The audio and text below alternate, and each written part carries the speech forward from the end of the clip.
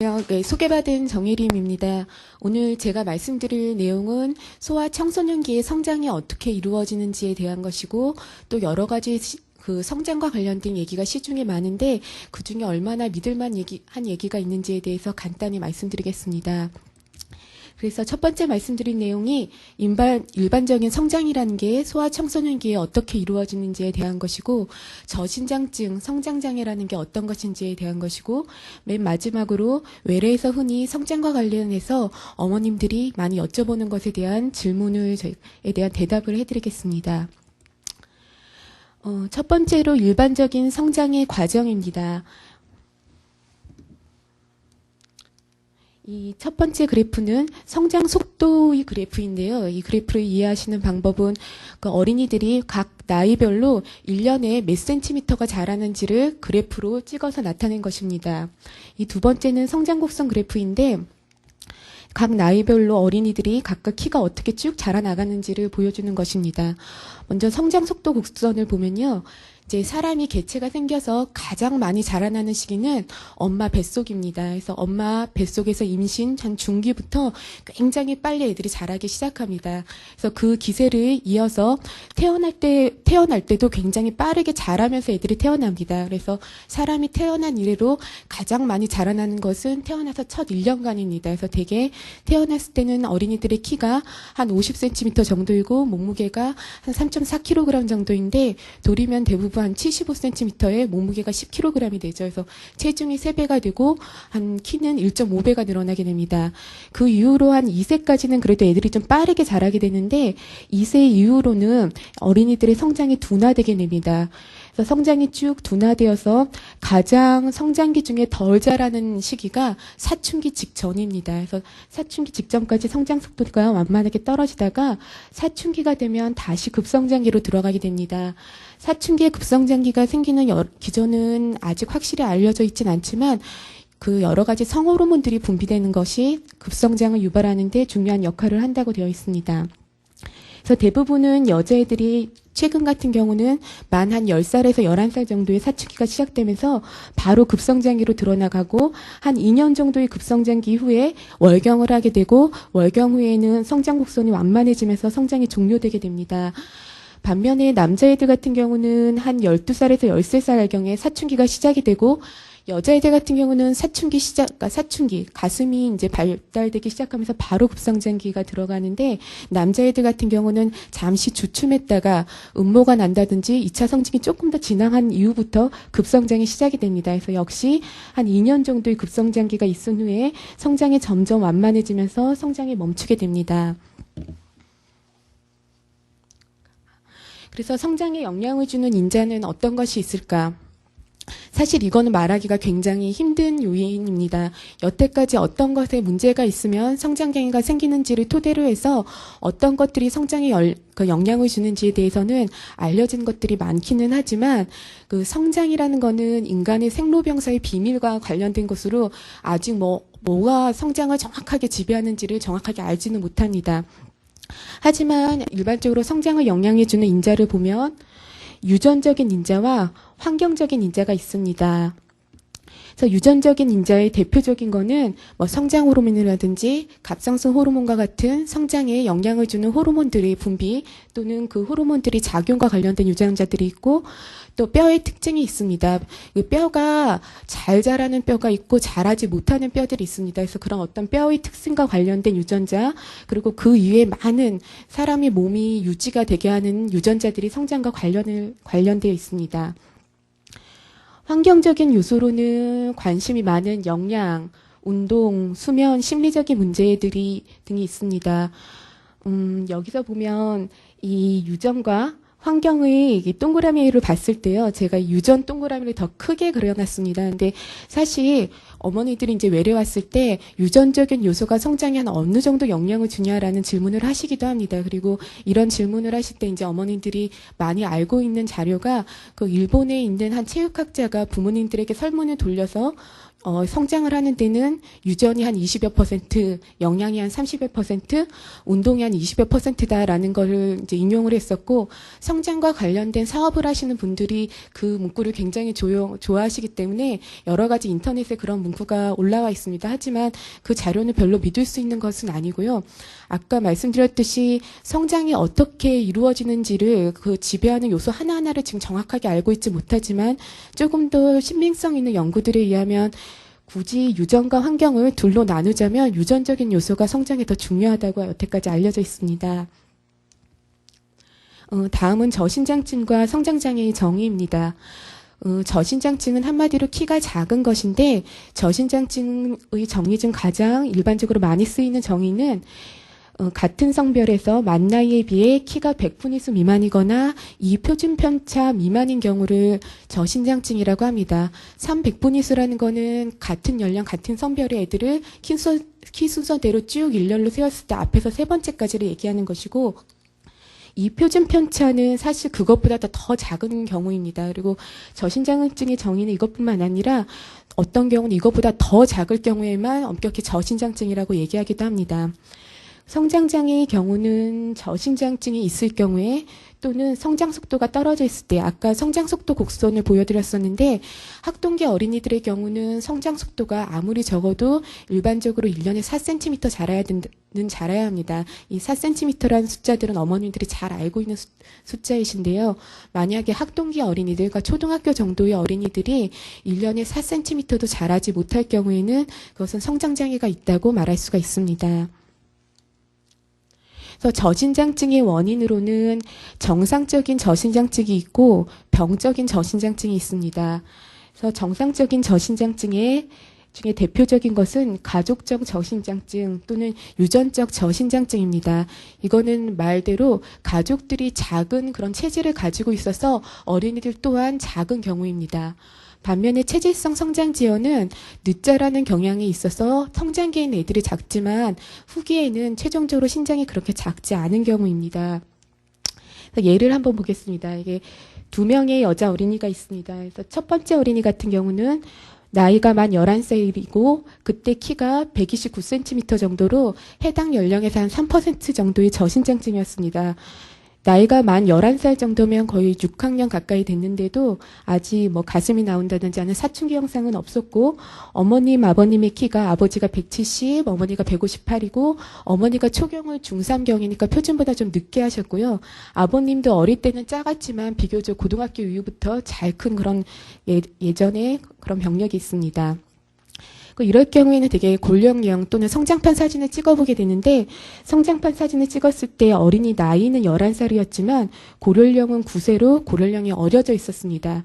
그래서 이런 경우는 주로 체질성 성장 지연이라 그럽니다. 그래서 어린이들도 사춘기도 늦고 늦자라는 경향이 있고 대개는 그런 가족력이 어머님, 아버님한테 있는 경우가 많습니다. 반면에 이번 어린이 같은 경우는 똑같이 여아로 만 11살이고 키가 129cm였지만 만 11살에 맞게 어느 정도 사춘기가 진행이 돼 있었고, 당신 성장판을 찍었을 때 뼈 나이가 11살 한 반 정도로 자기 나이랑 거의 비슷했습니다.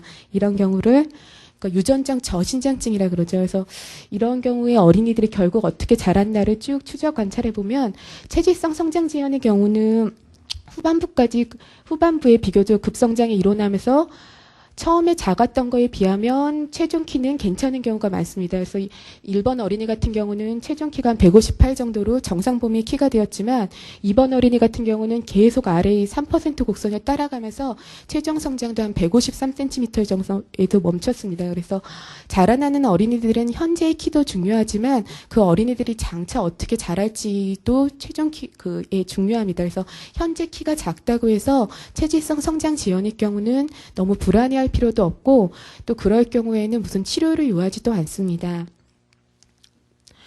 반면에 병적 저신장증은 다 흔하지는 않은 질환인데 염색체 유전자 이상 질환으로 대표적인 게 터너 증후군, 상대적으로 굉장히 흔합니다. 그다음에 다운 증후군, 프라덜리 증후군과 같은 특별한 질환이 있는데 이러한 경우는 저신장증이 있는 경우도 있지만 다른 증상이 동반되는 경우도 있습니다. 하지만 터너 증후군 같은 경우는 주로 여아에 있는데 다른 증상 없이 저신장증만 있는 경우도 있습니다. 그래서 저신장증이 심한 여자 어린이 같은 경우는 터너 증후군이 있는지 꼭 한번 생각을 해보게 됩니다. 골격계 이상으로 연골 무형성증이나 골 이형성증 같은 게 있는 경우도 있고, 다른 전신 질환, 그래서 간 질환이 있다든지 신장 질환이 있다든지 심장 질환이 있다든지 장에 안 좋은 질환이 있다든지요, 항암 치료를 받은 어린이라든지 그런 식으로 다른 전신 질환에 의해 2차적으로 성장 장애가 생기는 경우도 있습니다. 그래서 이제 마지막으로 성장과 관련해서 어머님들이 외래에서 흔히 물어보는 것들 몇 가지를 정리해 드리겠습니다. 그러니까 성장판이란 무엇인가, 고연령이란 무엇인가인데요. 이게 가장 대표적으로 찍는 고연령 사진입니다.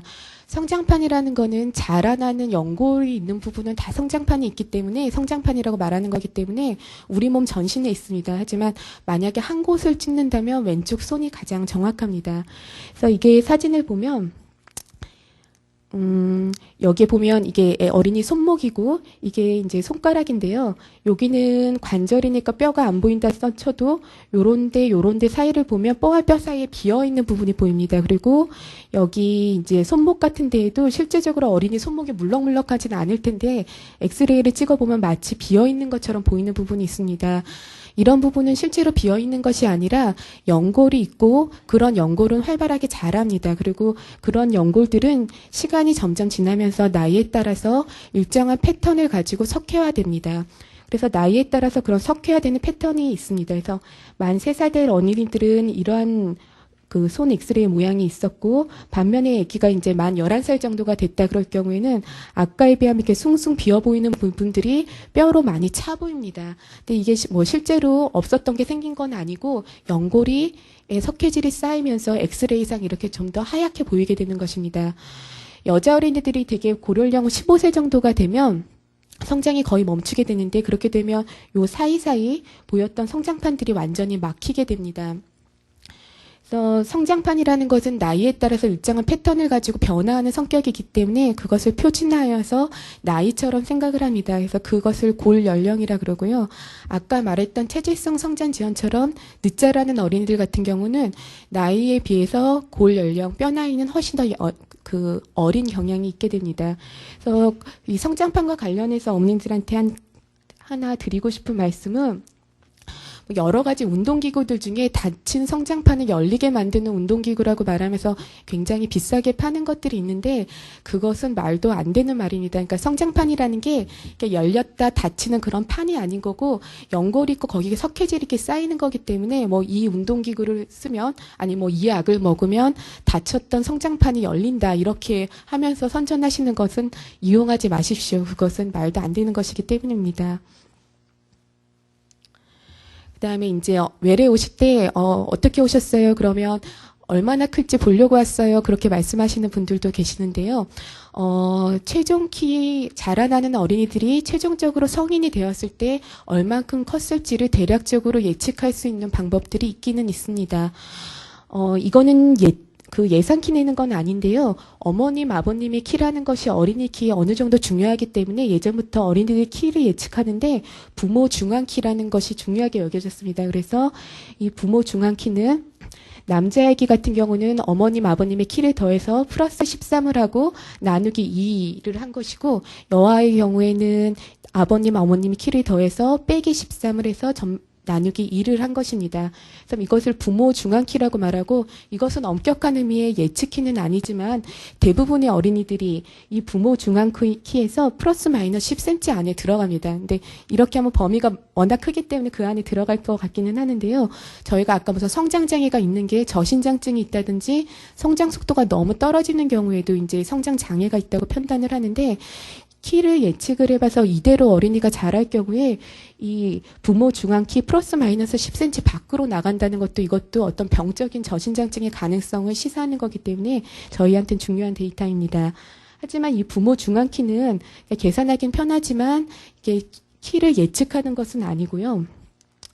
최종 키를 예측하는 여러 가지 공식들이 있습니다. 이거는 그 키랑 여러 가지 데이터들을 그 통계학적으로 돌려서 나오는 그런 데이터들인데 그때 주로 이용되는 것들이 그 어린이들의 고령령이 얼마인지 키가 얼마인지를 이용해서 전반적으로 어린이가 얼마큼 자랄지를 예측하는 게 가장 많이 쓰는 공식이고 그 이외에 어린이의 만 나이나 그다음에 부모 중간 키 어린이의 체중 같은 것까지 고려해서 여러 가지 통계 프로그램을 통해서 어린이들이 얼마큼 자랄지를 알아볼 수가 있습니다. 그래서 뭐 어떤 성장 클리닉에 갔더니 얘가 얼마큼 자랄 거라고 숫자를 딱 알려줬다. 158.5 나왔다 이렇게 말씀하시는 분들이 계시는데 그런 거는 이런 프로그램을 통해서 계산되는 그런 것들입니다. 하지만 이런 것들은 경험적인 방법이고 이 프로그램 자체가 우리나라 자체 개발이 된 것이 아니고 주로 미국에서 성장을 연구하는 사람들이 미국 어린이들의 성장 데이터를 통해서 나온 것이기 때문에 우리나라 어린이과는 잘 맞지 않는 경우가 있습니다. 그리고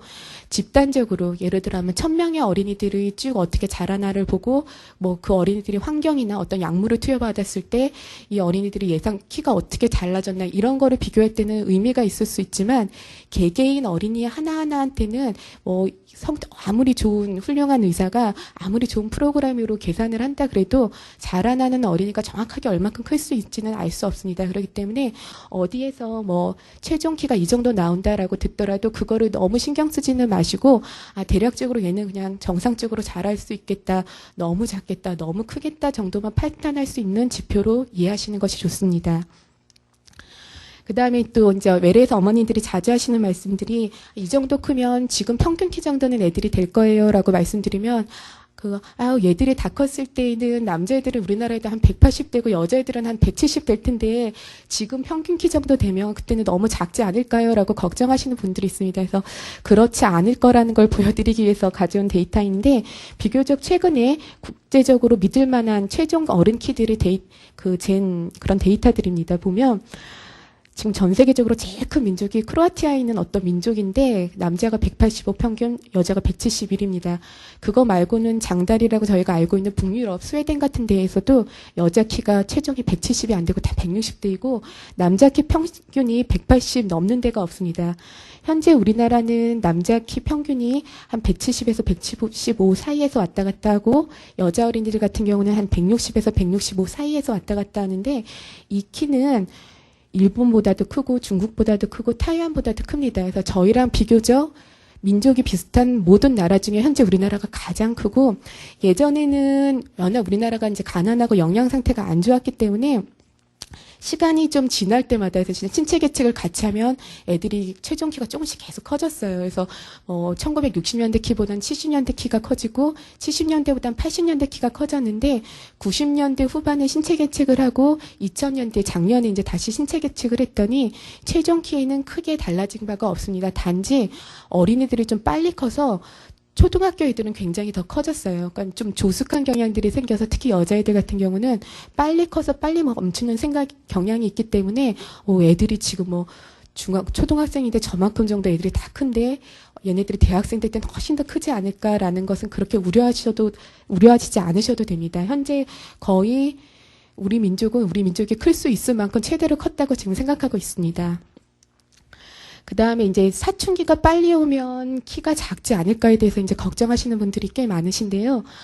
성조숙증이라는 병이 있습니다. 이거는 병적으로 사춘기가 너무 빠른 것인데 여아에서 만 8세 이전에 남아에서 만 9세 이전에 2차 성징이 나타나면 그러니까 여자애들 같은 경우는 뭐 가슴이나 음모나 월경 같은 게 생긴다든지 남자애들도 뭐 고환이 커지거나 음모가 나거나 뭐 그런 변화가 그런 만 8세, 만 9세 이전에 생기면 병적으로 사춘기가 빠른 것이고 그런 것을 성조숙증이라 그러는데 이 성조숙증은 사춘기가 빠름으로써 생기는 여러 가지 심리적인 문제도 있지만 너무너무 빨리빨리 진행이 돼서 성장도 빨리 멈추기 때문에 키도 최종적으로 굉장히 작은 경우가 대부분입니다. 그래서 이것은 저신장증이랑 연관이 된다는 것이 잘 알려져 있는데 하지만 정상 범주 내에서 그냥 사춘기가 좀 빠를 경우에도 키가 다 작을까?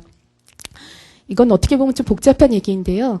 그 어린이들 키를 생각을 할 때 성장을 보는 사람들은 얘네들의 키를 이렇게 쭉 어떤 패턴을 가지고 볼 때 사춘기 이전에 크는 키랑 사춘기에 크는 키를 좀 나눠서 생각하는 경향이 있습니다. 왜냐하면 그때 키 크는 뭔가 기전 같은 게 좀 달라지는 면이 있기 때문에요. 근데 이제 여러 가지 애들이 키는 크는 그런 데이터들을 쭉 모아보면 이제 사춘기가 빠를 경우에는 이 노란색이 사춘기 전 성장인데 사춘기가 비교적 좀 빨리 시작했기 때문에 사춘기 시작 시키는 좀 적습니다. 하지만 사춘기가 정상 범위에서 약간 빠른 경우에는 사춘기 그러니까 중에 키가 좀 더 많이 크는 걸로 돼 있습니다. 반면에 사춘기가 느린 경우에는 엄마들이 이제 가슴도 늦게 나고 월경도 늦게 하니까 얘가 키가 더 많이 클 수 있을 거라고 생각을 하는데 사춘기 때 급성장 폭이 훨씬 더 좁은 걸로 돼 있습니다. 그래서 정상 범주 내에서 사춘기가 약간 빠르거나 늦은 거는 최종 키에 크게 영향을 주지 않는 것으로 되어 있습니다. 그래서 아무튼 좀 사춘기가 이제 전반적으로 성숙이 빠르고 그런 경우에는 어릴 때 키가 컸던 거에 비하면 최종적으로 약간 키가 작은 경향은 있을 수 있습니다. 어릴 땐 얘가 어디 가나 항상 컸는데 최종적으로는 그냥 보통 정도밖에 안 되는 경우가 있지만 정상 범위의 빠른 사춘기는 대부분 저신장증을 유발하거나 너무 작은 키를 유발하지 않기 때문에 성장과 관련된 어떤 치료의 대상이 되지 않습니다. 다음에 이제 성장 클리닉을 오실 때 이제 어머님들이 많이 이제 고려하고 오시는 게 혹시 성장 호르몬을 쓰면 이제 어린이들한테 어떤 좋은 이득이 있을까라는 것을 이제 많이 기대하시고 물어보시는데요. 현재 성장 호르몬 적응증은 이러한 질환들입니다.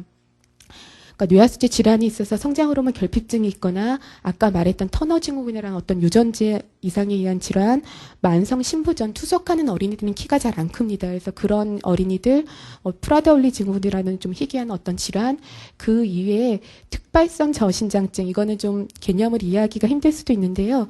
특별한 원인 없이 굉장히 키가 작은 경우입니다. 그래서 얼마나 작은가 하면은 뭐 다 컸는데도 버스 손잡이를 손으로 잡을 수가 없다든지 너무 작아서 운전을 할 때 핸들과 페달을 동시에 밟는 게 불가능하다든지 그래서 일상생활하는데 문제가 될 정도의 어떤 그런 작은 키들 하지만 어떤 질환은 없는 경우 그런 걸 특발성 저신장증이라 그러고요. 부당경량화는 출생 시부터 원인이 아주 다양하지만 엄마 뱃속에서도 계속 작게 태어나서 출생 시도 체중이 적었고 계속 작게 자라는 애들이 있습니다. 그런 경우가 이제 보통 성장 호르몬의 적응증인데 이 적응증이 이렇게 되는 경우는 이러한 질환이 있을 때에만 성장 호르몬들이 유의하게 어린이들 키의 예후를 좋게 만들 수 있다고 되어 있는 그런 것들입니다. 그래서 만약에 이제 정상 어린이들이 키는 아주 작지는 않고 그냥 키는 좀 작거나 아니면 가족적으로 좀 작아서 작은 어린이들 같은 경우에 성장 호르몬을 썼을 때 효과가 어떨 것인가? 효과가 좋을 거에 대한 예측은 전혀 할 수가 없습니다. 근데 단지 특발성 저신장증의 경우에 성장 호르몬을 잘 쓰면 키가 상당히 크는 경우도 있기 때문에 그를 특별한 검증 없이 그냥 연장선으로서 생각을 해가지고 정상적인 어린이들도 좀 더 키가 클 수 있지 않을까라고 생각을 하나 실제로 써보면 별로 효과가 없는 경우가 많습니다. 그렇기 때문에 정상 범주의 키인 어린이에서 성장 호르몬 투여는 절대 권하지 않습니다. 그 성장 호르몬 부작용은 여기 기록된 것 같은 부작용들이 있는데요. 이것은 일단 넘어가도록 하겠고요. 이런 부작용들은 흔하지는 않습니다. 하지만 가능한 부작용들이기 때문에 만약 성장 호르몬을 투여받을 때에는 이런 부작용들이 생기지 않는가에 대한 검진이 필수적입니다. 성장과 관련된 다른 치료들은 어떤가? 이제 어머님들이 외래오실 때 사춘기가 좀 빠르면 키가 많이 작을 수 있으니까 사춘기 지연제라는 약물을 쓰면 어떨까? 이 약은 성조숙증을 치료하기 위한 약물인데 성장에 대한 효과는 성조숙증이 있을 때는 키에 도움이 됩니다. 그리고 일부 성조숙증까지는 아니어도 사춘기가 좀 빠르게 시작해서 급격하게 진행하는 어린이들이 있는데 그럴 경우에는 성장에 약간 도움이 될 수도 있지만 정상 범위의 사춘기 어린이들한테 써서는 키에 하등 도움이 되지 않습니다. 그 외에 경구영양제나 여러 가지 약품들도 굉장히 많이 복용하시고 특별한 운동요법이나 운동 프로그램 같은 것도 상당히 고가인 것이 있고요. 특히 뭐 잠을 어떻게 자냐에 따라서 성장이 어떻게 달라지는가에 대해서도 관심이 많으신데 안 좋은 것은 이런 것들은 키를 더 크게 하는데 객관적으로 효과가 입증된 것은 아무것도 없습니다. 단지 영양의 결핍이 있다든지 영양에 문제가 있다든지 운동이 너무 부족하다든지 공부를 너무 열심히 하거나 다른 이유로 수면 결핍이 생긴다든지 그럴 경우에는 성장장애가 생길 수가 있습니다. 그래서 이제 여기 오신 분들이 거의 다 그렇게 생각하고 계시겠지만 키라는 거는 건강한 생활을 할 때 자기가 클 수 있을 만큼 충분히 클 수가 있습니다. 그래서 어떤 키를 키우기 위한 노력을 하나하나 하시기보다는 전반적으로 이 어린이가 심신이 어떻게 건강할 것인가를 생각을 하면서 어린이를 키우시는 게 성장에도 도움이 되는 것입니다. 그래서 성장에 대한 평가가 필요한 경우는 요약하면요. 같은 또래에서 키가 300분위수 미만인 경우, 그러니까 성장 장애가 있는 경우, 학동기 아동의 경우 연간 성장 속도가 4cm 미만인 경우에 사춘기가 여아에서 8세, 남아에서 9세 이전에 시작되었거나 사춘기는 그러니까 일찍 시작은 되었는데 키가 너무 작은 경우, 이럴 경우는 한번 진찰을 받아보시는 게 좋고요. 출생 시 키가 적으면서 계속 좀 작게 자라는 어린이들은 끝까지 작을 가능성이 큽니다. 그래서 이런 어린이도 진료가 필요하고 만성 질환이 있거나 항암 치료를 받은 경우 시신경에 이상이 있거나 얼굴 중앙부에 이상이 있었던 경우는 이런 거는 그러니까 중앙부 이상이라는 게 구개열, 구순열 주로 이런 것들인데 이럴 경우에 성장 호르몬 결핍증이 잘 생기기 때문에 진료가 필요합니다. 그리고 만약에 성장 장애가 있다고 생각이 되셔서 외래 진료를 보러 오실 때에는 어린이가 출생 시 체중이 얼마였는지랑 과거에 어떤 질환이 있었는지 그리고 부모님 키가 얼마였는지랑 부모님의 사춘기나 성장 패턴이 어땠는지 그리고 과거에 어린이들이 뭐 학교나 병원 같은 데에서 키를 잰 기록이 있으시면 그거를 가지고 오시는 게 진료하시는 데 도움이 될 것 같습니다. 이상입니다.